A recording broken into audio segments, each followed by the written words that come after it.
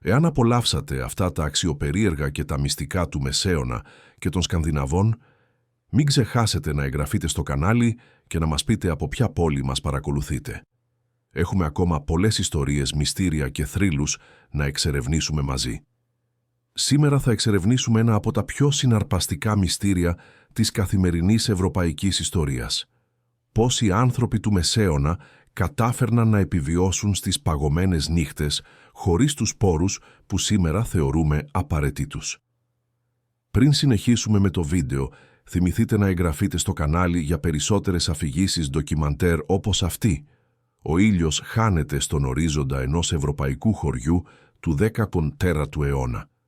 Τα τελευταία χρυσά φώτα εγκαταλείπουν τα καλλιεργημένα χωράφια και τα σπίτια από ξύλο και πέτρα αρχίζουν να βυθίζονται στο σκοτάδι. Δεν υπάρχουν διακόπτες για να ανάψουν, δεν υπάρχουν θερμοστάτες για ρύθμιση. Το κρύο αρχίζει να διεισδύει από τις χαραμάδες των τοίχων, από τα παράθυρα που στερούνται τζαμιών, από τις ψάθινες στέγες που μετά βίας καταφέρνουν να συγκρατήσουν τη ζέστη της ημέρας. Είναι η αρχή μιας μακράς νύχτας του χειμώνα και οι κάτοικοι αυτού του χωριού ετοιμάζονται να αντιμετωπίσουν μία πρόκληση που θα επαναλαμβάνεται για αιώνες. Να επιβιώσουν από το κρύο ενώ κοιμούνται. Αυτή είναι μια ιστορία για την ανθρώπινη εφευρετικότητα, για την προσαρμογή και για έθιμα τόσο μακρινά από τα δικά μας που φαίνονται να ανήκουν σε άλλον κόσμο.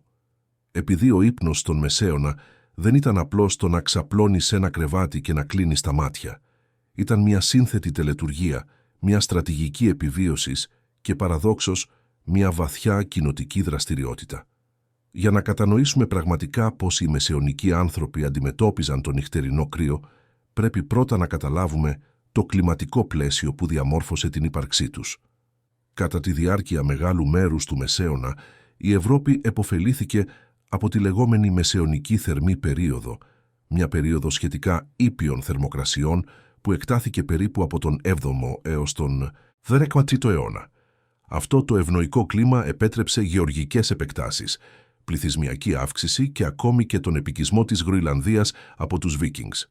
Ωστόσο, γύρω στις αρχές του 14ου αιώνα κάτι άρχισε να αλλάζει. Τα ιστορικά αρχεία καταγράφουν καταρρακτώδεις βροχές που πλημμύρισαν την Ήπειρο μεταξύ 1914 και 1316, καταστρέφοντας σωδιές και προκαλώντας καταστροφικούς λοιμούς. Ήταν το πρελούδιο ενός φαινομένου που οι ιστορικοί και οι κλιματολόγοι θα ονόμαζαν αργότερα «μικρή εποχή των παγετώνων». Αυτή η περίοδος περιφερειακής ψήξης, ιδιαίτερα έντονη στην περιοχή του Βορείου Ατλαντικού, εκτάθηκε από τις αρχές του 14ου αιώνα έως τα μέσα του 19ου αιώνα. Οι επιπτώσεις της ήταν δραματικές και μεταμορφωτικές.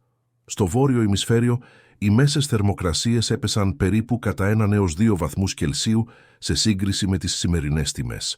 Μπορεί να φαίνεται ασήμαντη διαφορά, αλλά οι συνέπειές της ήταν βαθιές. Οι χειμώνες έγιναν μακρύτεροι και πιο δρυμείς, με θερμοκρασίες που παρέμεναν χαμηλές, πολύ πέρα από τους 3 μήνες της αστρονομικής εποχής. Το χιόνι και ο πάγος παρέμεναν στο έδαφος για παρατεταμένες περιόδους και τα καλοκαίρια ήταν συχνά σύντομα, υγρά και ανεπαρκή για να εξασφαλίσουν άφθονες σωδιές. Οι μαρτυρίες της εποχής είναι εύγλωτες. Ο ποταμός Τάμεσης, στο Λονδίνο, πάγωσε εντελώς τουλάχιστον 18 φορές μεταξύ του 15ου και του 19ου αιώνα, ένα φαινόμενο που δεν έχει επαναληφθεί από το 1963. Τα Ολλανδικά κανάλια μετατρέπονταν τακτικά σε φυσικές πίστες πατινάζ, όπου πραγματοποιούνταν πανηγύρια και χειμερινά φεστιβάλ. Στην Ισπανία, ο ποταμός Εύρος πάγωσε τουλάχιστον 7 φορές μεταξύ 1505 και 1789, σε ορισμένες περιπτώσεις παραμένοντας παγωμένος για 15 συνεχόμενες ημέρες. Στην Τουρκία, ο ίδιος ο χρυσός κέρας του Βοσπόρου πάγωσε το 1622. Το 1658, ένας τολμηρός Σουηδικός στρατός διέσχισε με τα πόδια τα παγωμένα στενά του Μπέλτ για να ευνηδιάσει τον δανό εχθρό. Τα ημερολόγια της εποχής αναφέρουν σκηνές σχεδόν απίστευτες. Ο χυμός των ξύλων που καίγονταν στα τζάκια πάγωνε, τα μελανοδοχεία στερεοποιούνταν κατά τη διάρκεια της νύχτας, καθιστώντας αδύνατη τη γραφή την αυγή. Είναι σε αυτό το πλαίσιο ακραίου ψύχους που πρέπει να τοποθετήσουμε την έρευνά μας για τις μεσαιωνικές συνήθειες ύπνου. Και η πρώτη διαπίστωση είναι εκπληκτική. Τα σπίτια της εποχής προσέφεραν ελάχιστη προστασία ενάντια στις παγωμένες θερμοκρασίες. Οι μεσαιωνικές κατοικίες, ειδικά αυτές των εργατικών τάξεων, ήταν συχνά κατασκευασμένες από ξύλο και παρουσίαζαν εξαιρετικά ελλειπή θερμομόνωση. Τα ρεύματα αέρα διέσχιζαν μόνιμα τους εσωτερικούς χώρους, διεισδύοντας από κάθε χαραμάδα και κάθε κακώς σφραγισμένο αρμό. Η Ιταλίδα ιστορικός Νουίσια Ραρίντι, ειδικευμένη στην ιστορική εκλαΐκευση για τον Μεσαίωνα, περιγράφει αυτές τις κατοικίες ως χώρους όπου οι οικογένειες αναγκάζονταν να επιλέξουν μεταξύ του να αφήσουν να μπει το φως και το κρύο ή να μην έχουν κανένα από τα δύο. Το ζήτημα των παραθύρων εικονογραφεί τέλεια αυτό το δίλημμα. Τα παράθυρα υπήρχαν σίγουρα, αλλά ήταν τυπικά μικρά και στερούνταν τζαμιών. Αυτό το υλικό που σήμερα θεωρούμε κοινότοπο ήταν μια πολυτέλεια που προοριζόταν για τους καθεδρικούς ναούς και τα παλάτια. Το γυαλί για παράθυρα εμφανίστηκε στα θρησκευτικά κτίρια μόλις γύρω στον 10ο αιώνα και ακόμη και τότε ήταν εξαιρετικά δαπανηρό. Πριν από αυτή την καινοτομία και για πολύ καιρό μετά, ορισμένες εκκλησίες χρησιμοποιούσαν λεπτές λεπίδες, βασάλτη ή άλλα ημιδιαφανή υλικά για να προσπαθήσουν να λύσουν το πρόβλημα του φωτισμού χωρίς να θυσιάσουν εντελώς τη θερμική προστασία. Στα ιδιωτικά σπίτια, ειδικά στα πιο ταπεινά, το γυαλί παρέμεινε απρόσιτο για αιώνες. Μόνο μετά το 1300, όταν οι τεχνικές κατασκευής βελτιώθηκαν και το κρύο άρχισε να εντείνεται, τα γυάλινα παράθυρα άρχισαν να εμφανίζονται σε πιο εύπορες κατοικίες. Και τι γίνεται με τη θέρμανση? Η απάντηση αποκαλύπτει μια άλλη εκπληκτική πραγματικότητα. Τα τζάκια όπως τα αντιλαμβανόμαστε σήμερα, με τους αγωγούς καπνού που κατευθύνουν τα αέρια προς τα έξω, δεν αναπτύχθηκαν πριν από τον 13ο αιώνα. Σύμφωνα με την ιστορική τεκμηρίωση που συγκεντρώθηκε από ερευνητές, αυτή η τεχνολογική πρόοδος είχε πιθανώς ιταλική προέλευση, με τις πρώτες γραπτές αναφορές να προέρχονται από έγγραφα της αρχαίας ναυτικής δημοκρατίας της Βενετίας. Στην Ισπανία, τα πρώτα τζάκια εμφανίστηκαν στο βασίλειο της Καστήλης κατά τον 13ο αιώνα και η χρήση τους γενικεύτηκε τον 14ο αιώνα. Πριν από αυτή την καινοτομία, η κατάσταση ήταν σημαντικά πιο πρωτόγονη. Για να ζεσταθούν και να μαγειρέψουν, οι οικογένειες άναβαν φωτιές απευθείας στο κέντρο της κατοικίας. Ο καπνός που απελευθερωνόταν γέμιζε εντελώς τους εσωτερικούς χώρους και διέφευγε από όπου μπορούσε, συχνά μέσα από τρύπες στη στέγη ή απλώς από τις χαραμάδες των τοίχων και των θυρών. Οι συνέπειες για την αναπνευστική υγεία των κατοίκων είναι εύκολο να φανταστούν. Ακόμη και όταν τα τζάκια με αγωγούς καπνού έγιναν πιο κοινά, παρουσίαζαν σημαντικούς περιορισμούς. Για να λάβει κανείς τη θερμότητά τους, ήταν απαραίτητο να παραμείνει πολύ κοντά στη φωτιά. Οι τεράστιες αίθουσες των κάστρων και οι αγροτικές κατοικίες παρέμεναν παγωμένες στις πιο απομακρυσμένες γωνίες. Επιπλέον, αυτά τα τζάκια ήταν εξαιρετικά αναποτελεσματικά όσον αφορά την κατανάλωση καυσόξυλων.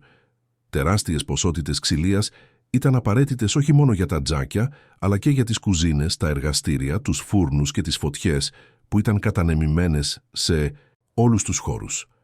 Αυτή η αδιφάγα κατανάλωση καυσίμου κατέστρεψε τα ευρωπαϊκά δάση σε λίγες δεκαετίες, μετατρέποντας την αναζήτηση καυσόξυλων σε μια σταθερή πηγή συγκρούσεων και αλλάζοντας βαθιά το τοπίο της Υπήρου. Μια κρίσιμη πτυχή που πρέπει να κατανοήσουμε είναι ότι η διατήρηση της φωτιάς αναμένης κατά τη διάρκεια της νύχτας ήταν εξαιρετικά επικίνδυνη.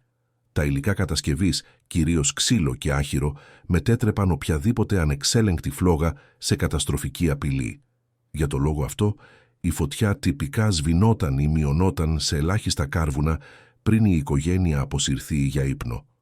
Αυτό σήμαινε ότι, ακριβώς κατά τη διάρκεια των μεγάλων νυχτερινών ωρών, όταν οι θερμοκρασίες έφταναν στις χαμηλότερες τιμές τους, τα σπίτια έμεναν χωρίς καμία πηγή ενεργής θερμότητας. Η λύση σε αυτό το πρόβλημα έπρεπε να βρεθεί αλλού, στο ίδιο το κρεβάτι. Το μεσαιωνικό κρεβάτι δεν ήταν απλώς ένα έπιπλο όπου κοιμόταν κανείς. Ήταν ένα πραγματικό καταφύγιο, μια δομή σχεδιασμένη για να μεγιστοποιεί τη διατήρηση της σωματικής θερμότητας και να προστατεύει τους ενίκους του από τις παγωμένες θερμοκρασίες που κυριαρχούσαν στους εσωτερικούς χώρους κατά τη διάρκεια της νύχτας. Και εδώ συναντάμε μία από τις πιο εκπληκτικές αποκαλύψεις αυτής της έρευνας. Για αιώνες, πολλοί Ευρωπαίοι κοιμόντουσαν μέσα σε δομές παρόμοιες με ντουλάπες. Αυτά τα κλειστά κρεβάτια, γνωστά ως κρεβάτια ντουλάπες ή κλειστά κρεβάτια, ήταν εξαιρετικά δημοφιλή σε όλη την Ευρώπη από τη μεσαιωνική εποχή έως τις αρχές του 20ου αιώνα. Ο σχεδιασμός τους ήταν έξυπνα απλός. Αποτελούνταν από ξύλινα κυβότια, εξοπλισμένα με πόρτες ή κουρτίνες, που μπορούσαν να κλείσουν εντελώς από το εσωτερικό, δημιουργώντας έναν απομονωμένο μικροχώρο μέσα στη μεγαλύτερη κατοικία. Το δείγμα που διατηρείται στο Μουσείο του Wick, στο βόρειο άκρο της Σκωτίας, προσφέρει μια τέλεια απεικόνηση αυτού του τύπου επίπλωσης. Με μια πρώτη ματιά, με τις δύο διπλές πόρτες πλήρους ύψους στο μπροστινό μέρος και μερικές βαλίτσες στιβασμένες από πάνω, θα μπορούσε εύκολα να εκλειφθεί ως μια σύγχρονη ντουλάπα.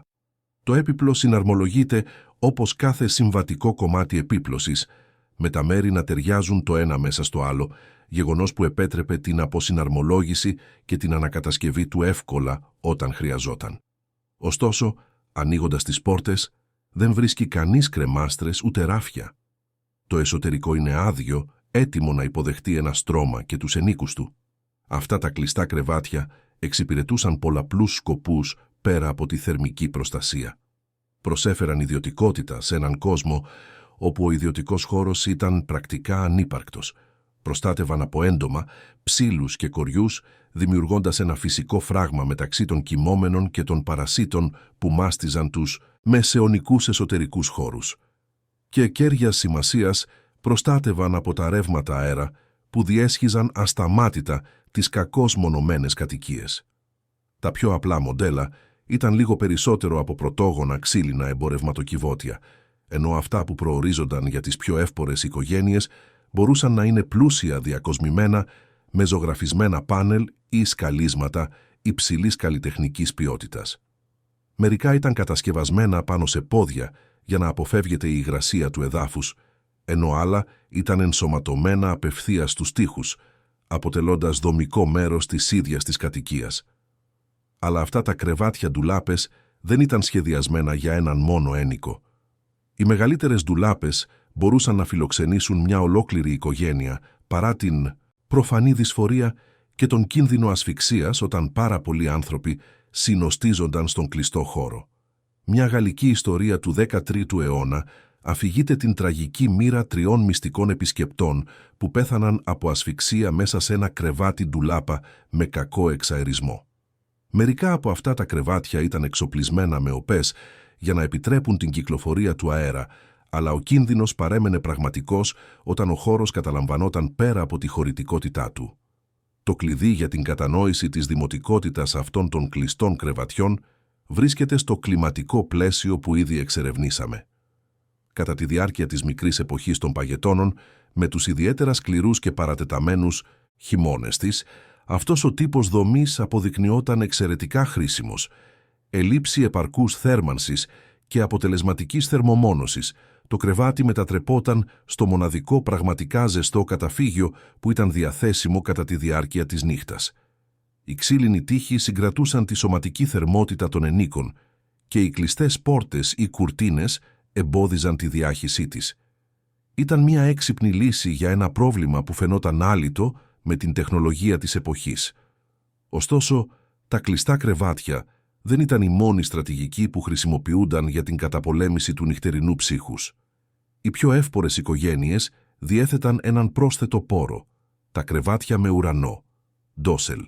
Αντίθετα με ό,τι θα μπορούσαμε να υποθέσουμε, αυτά τα περίτεχνα έπιπλα, με τις υπερυψωμένες ξύλινες δομές τους και τις κρεμαστές κουρτίνες, δεν ήταν πρωτίστως σύμβολο θέσης ή αισθητικό καπρίτσιο.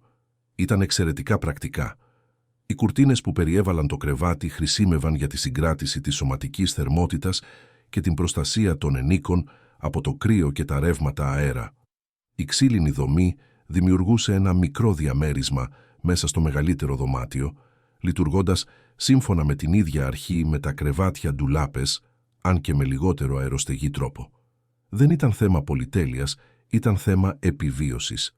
Οι τεχνικές ένδυσεις για τον ύπνο αποκαλύπτουν επίσης τη σοβαρότητα με την οποία οι μεσαιωνικοί άνθρωποι αντιμετώπιζαν την πρόκληση του νυχτερινού ψύχους. Οι άνθρωποι ξάπλωναν ντυμένοι με πολλαπλά στρώματα ρούχων και σκεπάζονταν με βαριές κουβέρτες.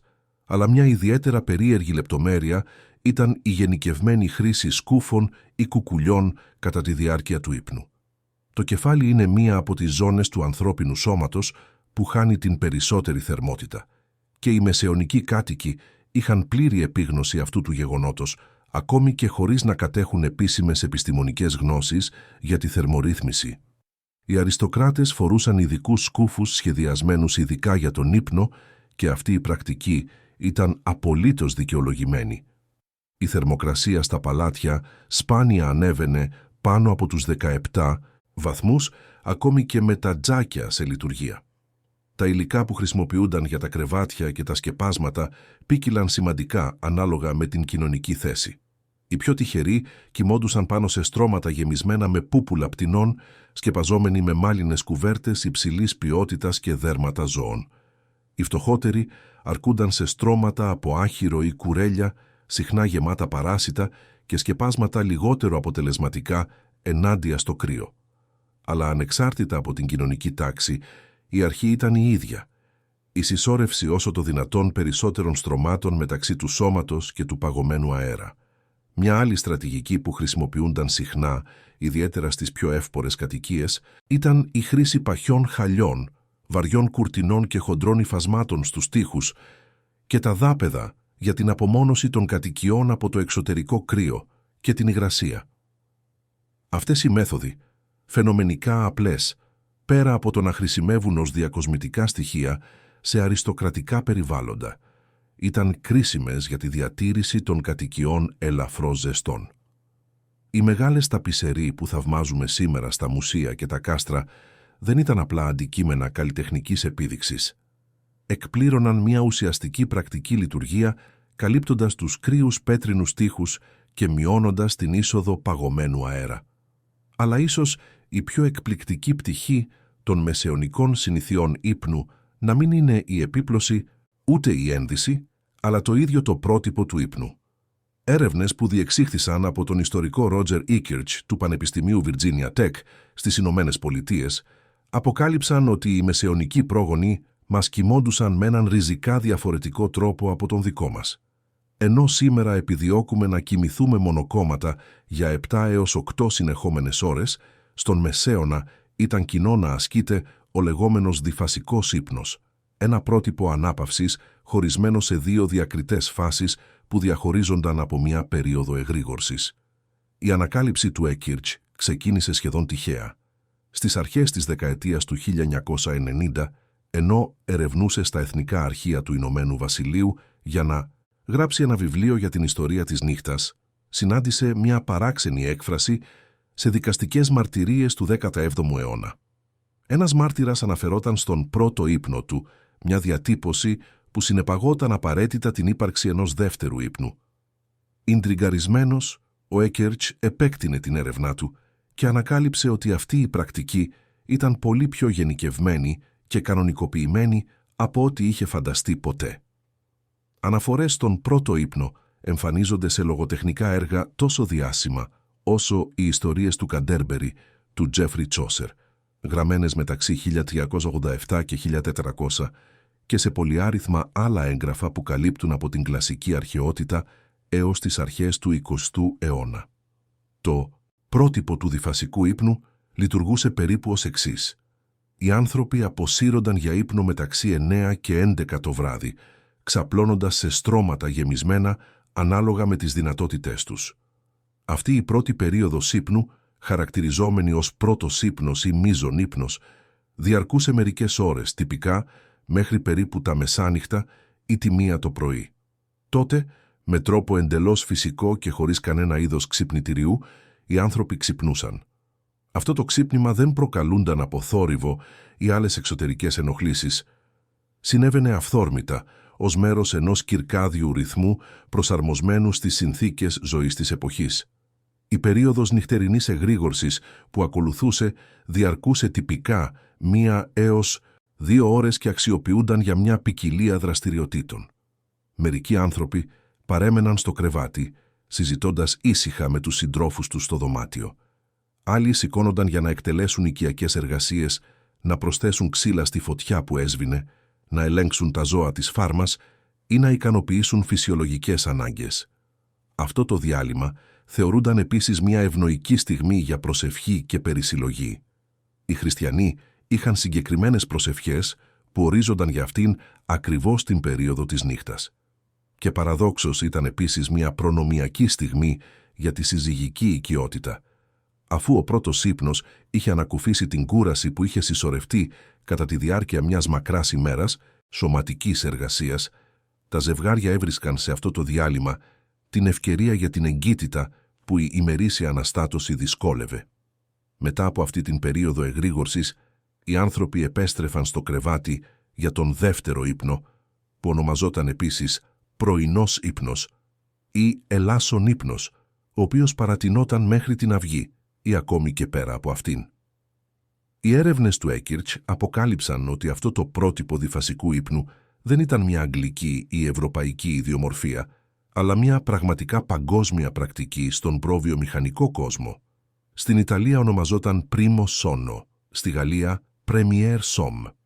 Βρέθηκαν αποδείξεις αυτής της μορφής ύπνου σε περιοχές τόσο διαφορετικές όσο η Αφρική, η Νότια και Νοτιοανατολική Ασία, η Αυστραλία, η Νότια Αμερική και η Μέση Ανατολή.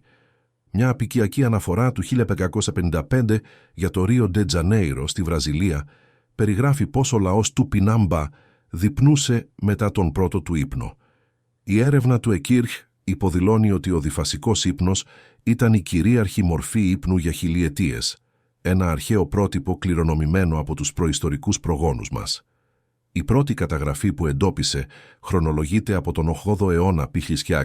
στο ελληνικό έπος Οδύσσια, ενώ οι τελευταίες αποδείξεις της ύπαρξής του χρονολογούνται από τις αρχές του 20ου αιώνα. Αυτή η ανακάλυψη θέτει ένα συναρπαστικό ερώτημα. Εάν κοιμόμαστε διαφορετικά από τους προγόνους μας, για χιλιάδες χρόνια γιατί αλλάξαμε? Η απάντηση βρίσκεται στις μεταμορφώσεις που προκλήθηκαν από τη βιομηχανική επανάσταση και τη διάδοση του τεχνητού φωτισμού. Καθώς οι λάμπες αερίου και αργότερα ο ηλεκτρισμός επέτρεψαν την παράταση των ημερήσιων δραστηριοτήτων πέρα από τη δύση του ηλίου, οι άνθρωποι άρχισαν να ξαπλώνουν προοδευτικά αργότερα. Ο διαθέσιμος χρόνος για την νυχτερινή ανάπαυση μειώθηκε και το διάλειμμα εγρήγορσης μεταξύ των δύο περιόδων ύπνου εξαλείφθηκε σταδιακά. Οι βιομηχανικοί ρυθμοί εργασίας, με τα σταθερά ωράριά τους και την έμφαση στη συνεχή παραγωγικότητα, συνέβαλαν επίσης σε αυτή την αλλαγή, αναγκάζοντας τους εργάτες να συμπυκνώσουν την ανάπαυσή τους σε ένα ενιαίο νυχτερινό μπλοκ, που δεν θα παρενέβαινε στις εργασιακές υποχρεώσεις.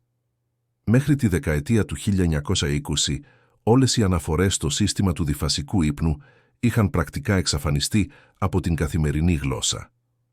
Περιέργως, σύγχρονα επιστημονικά πειράματα υποδηλώνουν ότι ο διφασικός ύπνος μπορεί να είναι μια φυσική διαδικασία με βιολογική βάση. Στη δεκαετία του 1990, ο ψυχίατρος Τόμας Βέρ πραγματοποίησε μια μελέτη στην οποία εξέθεσε μια ομάδα εθελοντών σε σύντομη φωτοπερίοδο, κρατώντας τους στο σκοτάδι για 14 ώρες την ημέρα αντί για τις συνηθισμένες 8. Μετά από περίπου 4 εβδομάδες, οι συμμετέχοντες ανέπτυξαν αυθόρμητα ένα πρότυπο διφασικού ύπνου, κοιμόμενοι πρώτα για 4 ώρες, ξυπνώντας για 1 έως 3 ώρες και μετά κοιμόμενοι ξανά άλλες 4 ώρες. Οι ερευνητές κατέγραψαν ακόμη και αύξηση της θερμοκρασίας του σώματος περίπου 90 λεπτά πριν από κάθε φυσικό ξύπνημα, υποδηλώνοντας ότι οι συμμετέχοντες είχαν αποκτήσει έναν κυρκάδιο ρυθμό προσαρμοσμένο σε αυτό το συγκεκριμένο πρότυπο ύπνου και εγρήγορσης.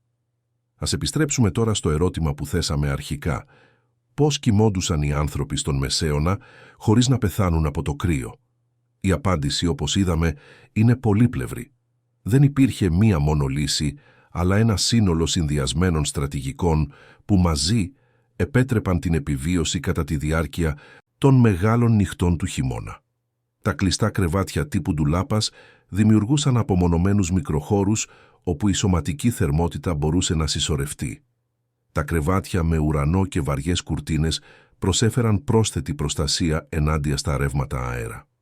Πολλαπλά στρώματα ρούχων και σκεπασμάτων, συμπεριλαμβανομένων σκούφων για τον ύπνο, ελαχιστοποιούσαν την απώλεια θερμότητας. Τα πισερή και χοντρά υφάσματα στους τοίχους βοηθούσαν στη μόνωση των κατοικιών. Και, κέρια σημασίας, οι άνθρωποι κοιμόντουσαν ομαδικά.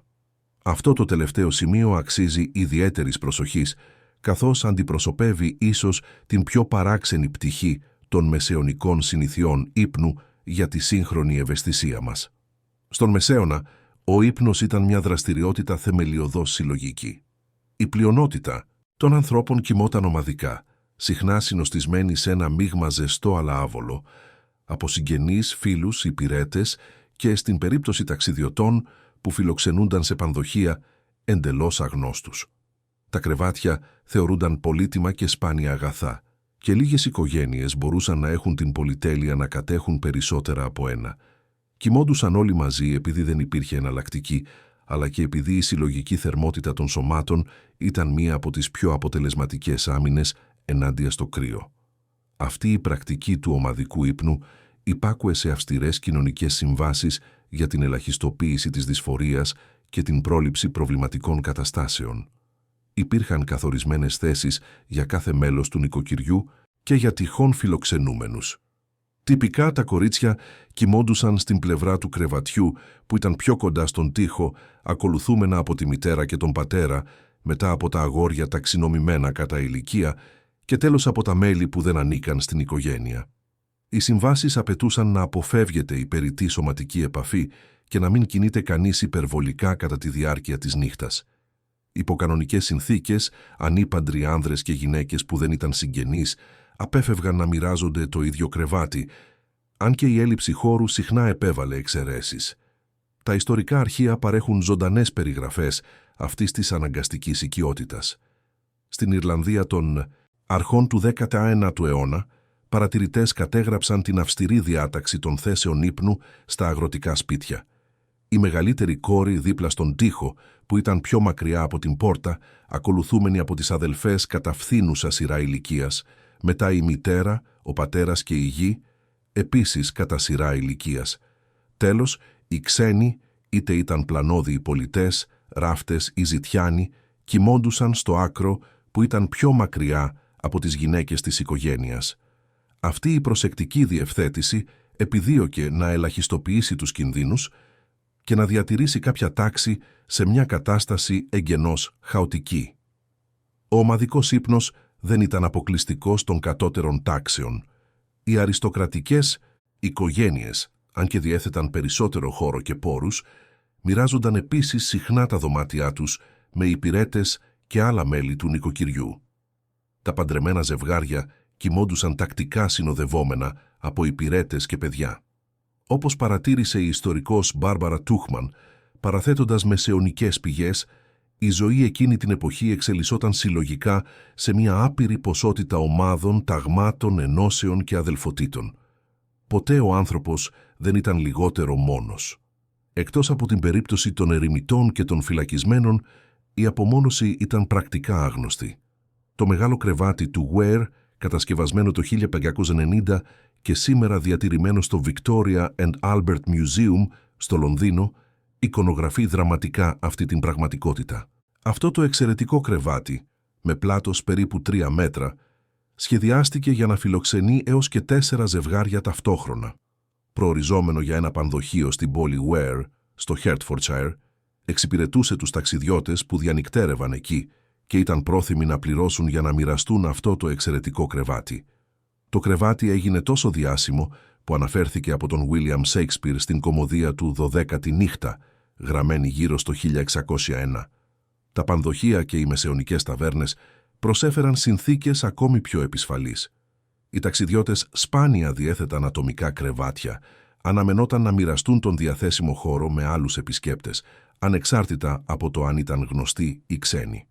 Αναφορές του 18ου αιώνα περιγράφουν καταστάσεις όπου 2 από τους ιδρυτές των Ηνωμένων Πολιτειών, ο Τζον Άνταμς και ο Μπέντζαμιν Φράνκλιν, έπρεπε να μοιραστούν ένα κρεβάτι σε ένα πανδοχείο κατά τη διάρκεια ενός ταξιδιού. Σύμφωνα με το ημερολόγιο του Άνταμς, οι 2 άνδρες πέρασαν μεγάλο μέρος της νύχτας, συζητώντας επειδή ο Άνταμς ήθελε να κλείσει το παράθυρο και ο Φράνκλιν αρνιόταν, επιχειρηματολογώντας για τους κινδύνους του ύπνου με ανακυκλωμένο αέρα. Ο Φράνκλιν τελικά επικράτησε όταν ο Άνταμς αποκοιμήθηκε κατά τη διάρκεια των επιχειρημάτων του για τον εξαερισμό. Αυτή η νυχτερινή οικειότητα που σήμερα μας φαίνεται παράξενη και άβολη είχε επίσης τα πλεονεκτήματά της. Πέρα από τη μοιρασμένη ζεστασιά, προσέφερε ευκαιρίες για κοινωνικοποίηση σε έναν κόσμο όπου ο ελεύθερος χρόνος ήταν σπάνιος. Ο ιστορικός Έκιρκ περιγράφει πως, κατά τη διάρκεια των ωρών του λυκόφωτος μεταξύ των δύο περιόδων ύπνου, οι σύντροφοι του κρεβατιού μπορούσαν να μοιραστούν ένα επίπεδο ανεπισημότητας που ήταν δύσκολο να επιτευχθεί κατά τη διάρκεια της ημέρας. Οι συζητήσεις έρεαν πιο ελεύθερα στο σκοτάδι, τα μυστικά μοιράζονταν, οι σχέσεις βάθαιναν. Για τα ζευγάρια που κατάφερναν να διαχειριστούν την υλικοτεχνική υποστήριξη του να μοιράζονται ένα κρεβάτι με άλλους, το διάλειμμα μεταξύ των δύο ύπνων ήταν επίσης μια βολική στιγμή για σωματική οικειότητα. Είναι σημαντικό να τονιστεί ότι οι συνθήκες ύπνου ποίκυλαν τεράστια ανάλογα με την κοινωνική θέση. Ενώ οι αγρότες συνοστίζονταν σε στρώματα από άχυρο μοιρασμένα με συγγενείς και μερικές φορές με τα ίδια τα οικιακά ζώα, η ευγένεια διέθετε δωμάτια θερμαινόμενα από τζάκια, περίτεχνα κρεβάτια με ουρανούς και κουρτίνες, στρώματα από πούπουλα, λινά σεντόνια και κουβέρτες από φίνο μαλλί. Στα κάστρα, οι καμινάδες ενσωματωμένες στους τοίχους, μια τεχνική καινοτομία του 11ου αιώνα, επέτρεπαν τη θέρμανση των ιδιωτικών δωματίων και τον φυσικό διαχωρισμό των αρχόντων από τους υπηρέτες. Όπως παρατήρησε η ιστορικός Μπάρμπαρα Τούκμαν, καμία εφεύρεση δεν συνέβαλε περισσότερο στην άνεση και την εκλέπτυνση από το τζάκι, αν και με κόστος τη διεύρυνση του χάσματος που χώριζε τις κοινωνικές τάξεις. Οι υπηρέτες συνέχιζαν να είναι καταδικασμένοι στο κρύο των κοινοτικών τους χώρων, χωρίς άλλο μέσο για την καταπολέμηση των χαμηλών θερμοκρασιών, πέρα από το να συνοστίζονται ομαδικά δίπλα στη φωτιά των κουζινών και των κοινόχρηστων χώρων. Μια ενδιαφέρουσα λεπτομέρεια για τα μεσαιωνικά κάστρα αξίζει αναφοράς. Παρά την επιβλητικότητά τους, αυτές οι δομές ήταν συχνά παγωμένες. Η κατασκευή από πέτρα, αν και προσέφερε στρατιωτική προστασία, ήταν χείριστη όσον αφορά τη θερμομόνωση.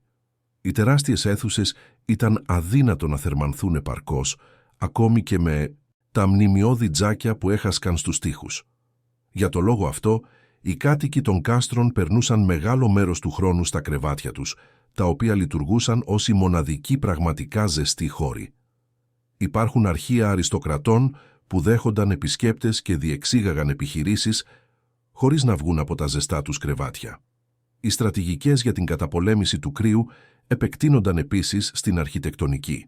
Οι πιο σημαντικές κατοικίες τοποθετούνταν συχνά στην νοτιοδυτική πλευρά των κτηρίων, όπου ο μεγαλύτερος αριθμός ωρών ηλιοφάνειας τα απογεύματα του χειμώνα παρήχε κάποια φυσική θέρμανση.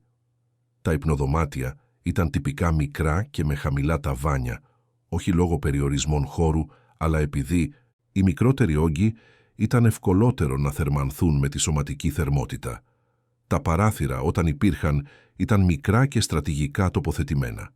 Καθώς οι αιώνες προχωρούσαν και η μικρή εποχή των παγετώνων έφτασε στη μέγιστη έντασή της κατά την περίοδο που είναι γνωστή ως ελάχιστο του Μόντερ, μεταξύ 1645 και 1715, οι τεχνικές επιβίωσης στο κρύο άρχισαν να βελτιώνονται.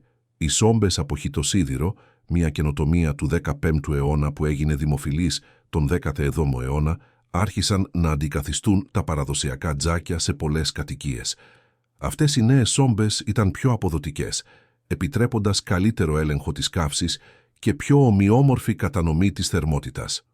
Το 1741, ο Μπέντζαμιν Φράνκλιν εφήρε ένα ιδιαίτερα αποδοτικό μοντέλο που επέτρεπε τη ρύθμιση της εισόδου αέρα και της έντασης της φωτιάς, αντιπροσωπεύοντας μια σημαντική τεχνολογική πρόοδο.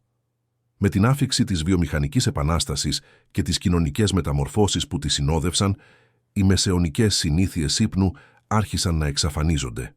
Ο φωτισμός με αέριο και αργότερα ο ηλεκτρικός επέτρεψε την παράταση των ημερήσιων δραστηριοτήτων, αλλάζοντας τους κυρκάδιους ρυθμούς. Τα βιομηχανικά ωράρια εργασίας απαιτούσαν έναν ύπνο συγκεντρωμένο και προβλέψιμο.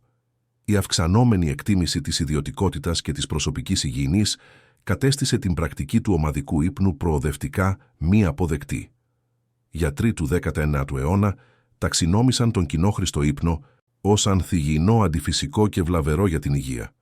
Οι οικογένειες άρχισαν να εγκαταλείπουν την αρχαία πρακτική του κοινοτικού ύπνου και για σχεδόν έναν αιώνα πολλά ζευγάρια κοιμόντουσαν χωριστά σε δίδυμα κρεβάτια. Περιέργως, ορισμένα κατάλοιπα του αρχαίου διφασικού ύπνου επιβιώνουν μέχρι σήμερα στην κουλτούρα της σιέστα, ιδιαίτερα ριζωμένη σε μεσογειακές χώρες. Το βιολογικό μας ρολόι παρουσιάζει ακόμα μια φυσική μείωση της εγρήγορσης στα μέσα του απογεύματος, τη λεγόμενη μεσημεριανή νύστα, που μπορεί να είναι ένας απόϊχος αυτού του αρχαίου προτύπου ανάπαυσης. Ειδικοί υποδηλώνουν ότι το φυσικό ξύπνημα στις 2 ή 3 τα ξημερώματα, ένα κοινό παράπονο σύγχρονης αϊπνίας, μπορεί στην πραγματικότητα να είναι ένα κατάλοιπο του διφασικού ύπνου των προγόνων μας. Αντί να αντιμετωπίζεται ως ιατρικό πρόβλημα που απαιτεί φαρμακευτική αγωγή, αυτό το νυχτερινό ξύπνημα μπορεί να είναι μια εκδήλωση ενός προγονικού ρυθμού ύπνου που καταπιέστηκε, αλλά ποτέ δεν εξαλείφθηκε πλήρως. Τα κρεβάτια ντουλάπες επέμειναν επίσης για περισσότερο χρόνο από ό,τι θα μπορούσαμε να υποθέσουμε. Ήταν ιδιαίτερα κοινά στο Ηνωμένο Βασίλειο και την ηπειρωτική Ευρώπη μέχρι και τον 20ο αιώνα.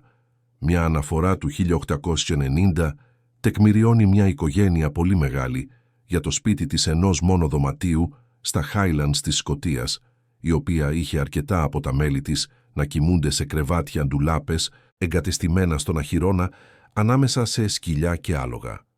Ωστόσο, με τη βελτίωση των συνθηκών στέγασης, την ανάπτυξη συστημάτων κεντρικής θέρμανσης και την αυξανόμενη εκτίμηση του ιδιωτικού χώρου, αυτές οι δομές έπεσαν προοδευτικά σε αχρηστία.